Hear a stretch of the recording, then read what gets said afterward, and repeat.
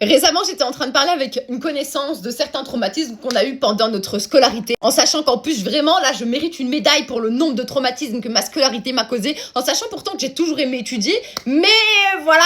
Étant donné que l'école banalise ouvertement le harcèlement et qu'aucun professeur ni aucun directeur d'école n'est foutu de prendre les mesures nécessaires lorsqu'il s'agit de violence, je me suis rappelé d'une histoire qui m'est arrivée quand j'étais encore en maternelle, figurez-vous. Et il faut savoir que j'étais dans une école qui faisait payer un espèce d'abonnement pour avoir le droit... vous savez, la cantine, vous payez la cantine, etc.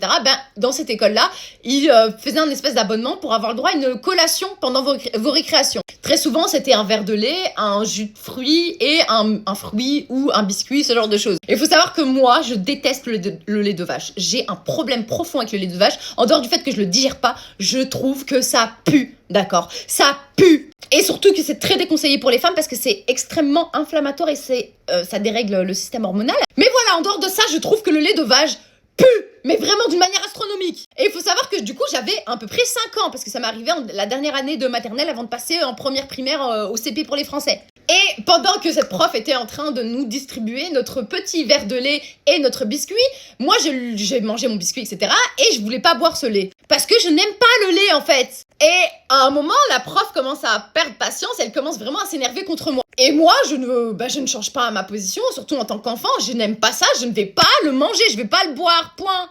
Et cette prof commence à vraiment s'énerver sur moi, elle se met à crier, et à un moment, elle fait sortir tous les élèves. Donc elle les fait aller dans la cour de récré pour qu'ils puissent profiter de leur temps de récréation. Pendant que moi, je reste à l'intérieur dans le local de la classe, enfin voilà, et elle reste avec moi et elle continue à me crier dessus. Et vraiment, quand je vous dis qu'elle me crie dessus, j'ai vraiment ce souvenir hyper traumatique de elle qui fait des grands gestes en train de me dire « Tu vas le boire, ce lait !» J'étais là en mode « Non !» Bref, il y a un moment où elle s'approche brusquement de moi et je me rappelle que, genre, le fait qu'elle soit approchée de moi de cette manière, ça m'a un peu effrayée et j'ai reculé. Et en reculant, j'ai fait bouger la table et le verre de lait s'est renversé sur la table. Vous savez ce qu'elle a fait? Vous savez ce qu'elle a fait? Ni une ni deux, elle m'a... Je peux te parler char, hein. Je vous jure qu'elle m'a chopé comme as. Elle m'a collé. Faut savoir que je portais des lunettes. Normalement, j'en porte toujours. Mais quand j'étais petite, je portais des lunettes avec, vous savez, les sangles hyper forts autour de la tête pour pas qu'on enlève nos lunettes quand on est petit. Elle m'a pris la tête, elle me l'a placardé contre la table sur le lait qui était renversé. Et elle m'a dit, maintenant, la prochaine fois, tu comprendras quand je te dis bois ton lait, tu vas le boire.